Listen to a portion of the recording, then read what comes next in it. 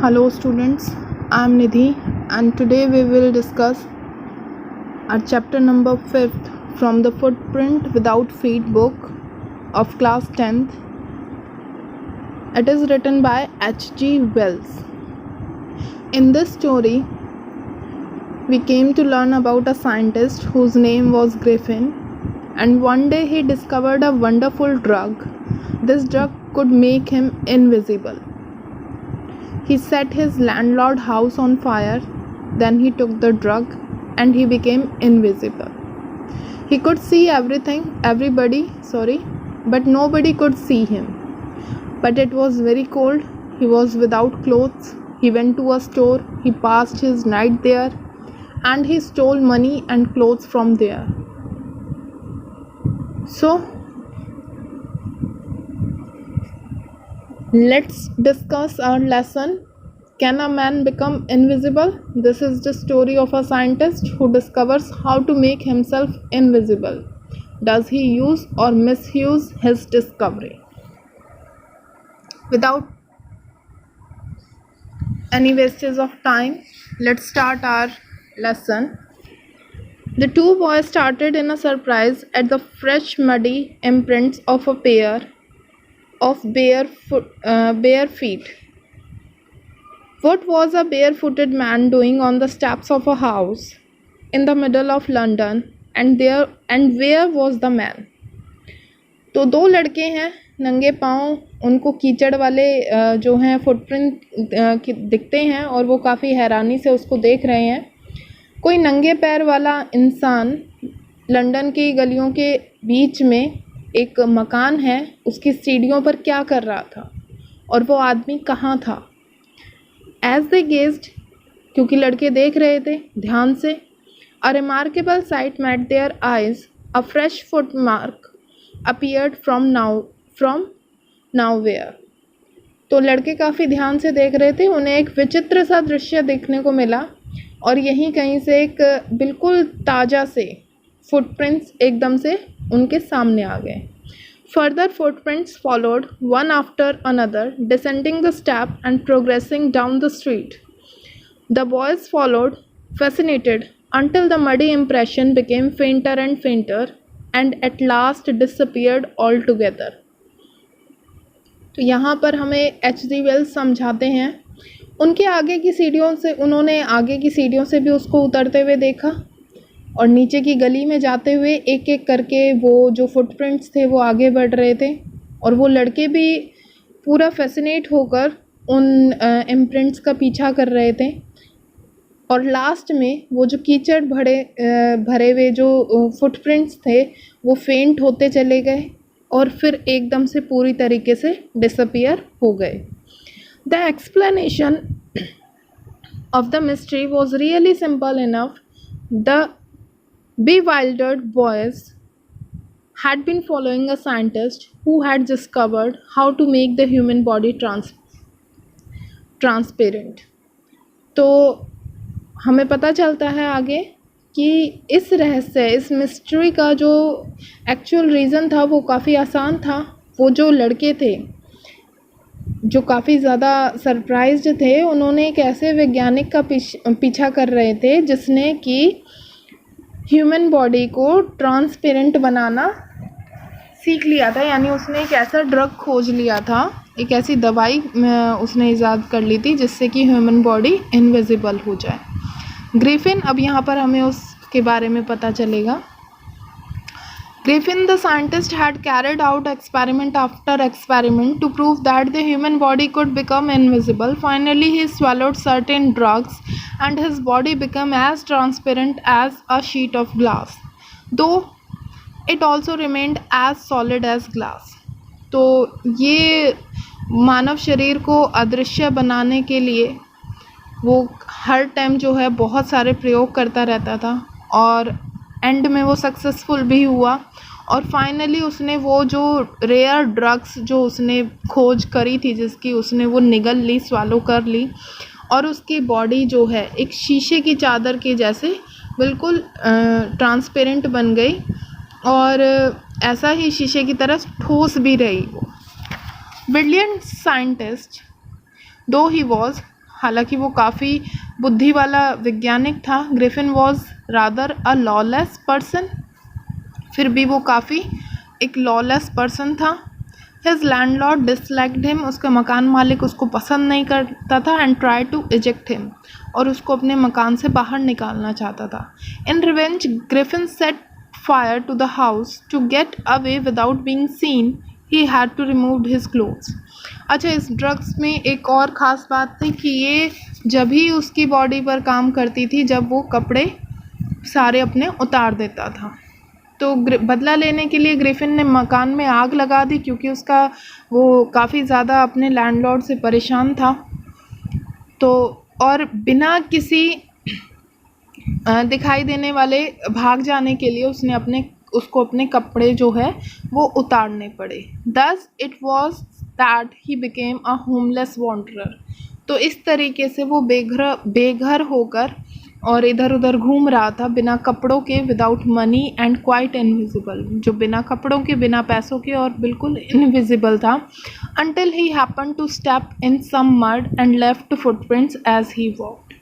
तो यहाँ पर हमें पता चलता है कि कैसे वो जो है उसके पाँव कीचड़ में पड़ गए, क्योंकि उसने अपने लैंडलॉर्ड के घर पर जो है आग लगा दी थी, और उसके पाँव के निशान जो है बनने लगे, जो कि उन बच्चों ने, उन लड़कों ने देखे थे। He escaped easily enough from the boys who followed his footprints to London। वो काफ़ी आसानी से पीछा छुड़ा लिया था उन बच्चों से, उन लड़कों से जो उसके फुटप्रिंट्स को फॉलो कर रहे थे लंदन में। But his adventures were by no means over। He had chosen a bad time of the year to wander about London without clothes। लेकिन उसने जो है बहुत ही गलत जो है समय चुना था लंदन में घूमने के लिए। क्यों? इट वॉज मिड विंटर, ये बिल्कुल शीत ऋतु का मध्य था। The air was bitterly cold, हवा बहुत ज़्यादा ठंडी थी। And he could not do without clothes, और वो कुछ नहीं कर पा रहा था, कपड़ों के बिना वो रह ही नहीं सकता था, क्योंकि हवा भी बहुत ज़्यादा ठंडी थी। मिड विंटर था तो ऑब्वियसली बात है कि हवा में ठंड ज़रूर होगी। Instead of walking about the street he decided to slip into a big London store from warmth। और गलियों में इधर उधर घूमने की बजाय उसने यूँ सोचा कि कुछ गर्माहट मिले, उसके लिए उसने लंदन के एक बड़े स्टोर में अंदर जाने का फ़ैसला कर लिया। Closing time arrived, closing time आ चुका था लंदन स्टोर का। As soon as the door As soon as the doors were shut, Griffin was able to give himself the pleasure of clothing and feeding himself without regard to expense। और जैसे ही वहाँ के उस store के जो है दरवाजे बंद हुए तो ग्रिफिन को बिना पैसा खर्च करे हुए ही कपड़े पहनने का और खाने पीने का मज़ा लेने का मौका मिल गया। He broke open boxes and wrappers and fitted himself into warm clothes। उसने जो है वहाँ के जितने भी वो वहाँ पर बॉक्सेस थे और रैपर्स थे, उन लिफाफों को खोला और अपने आप को वार्म क्लोथ्स में जो है फिट कर लिया। Soon with shoes and overcoat and a wide brimmed hat. और जल्दी ही उसने जूते, ओवरकोट और एक जो खुला किनारों वाला सा हैट होता है उसको पहनकर उसने अपने आप को बहुत अच्छे से he become a fully dressed and visible man. और वो क्योंकि जैसे ही वो कपड़े पहनेगा वो दिखाई देना शुरू हो जाएगा। अब वो आगे क्या करता है? In the kitchen of the restaurant he found cold meat and coffee. और रेस्टोरेंट की किचन में उसको जो है कोल्ड मीट और कॉफ़ी मिलती है। And he followed up the meal with sweets and wine taken from the grocery store. और उसने ग्रॉसरी स्टोर में से यानी किराने के स्टोर में से उसने वो ठंडा मांस, कॉफ़ी और भोजन करने के बाद उसने जितने भी वहाँ पे स्वीट्स थे और वाइन थी उनका भी मज़ा उठाया। और बाद में उसने क्या किया? Finally he settled down to sleep on a pile of quilts होती हैं रज़ाइयाँ, और अंत में वो रज़ाइयों के ढेर में जो है वो सो गया। If only Griffin had managed to wake up in good time, all might have been well। अगर ग्रिफिन अपने आप को ठीक टाइम पर जगा लेता तो शायद सब कुछ ठीक रहता। As it was, लेकिन क्या हुआ? He did not wake up until the assistant were already arriving next morning, जब तक वहाँ असिस्टेंट जो है वो आ नहीं गए थे वो तब तक उठा नहीं था। व्हेन ही सा कपल ऑफ देम, जब उसने वहाँ पर दो को आते हुए देखा तो क्या हुआ, अप्रोचिंग उसकी तरफ देखा, he panicked and began to run, वो घबरा गया और उसने भागना शुरू कर दिया। दे नेचुरली गेव चेस, उन्होंने स्वाभाविक रूप से, कोई आपके स्टोर में घुसेगा तो आप उसका पीछा करोगे।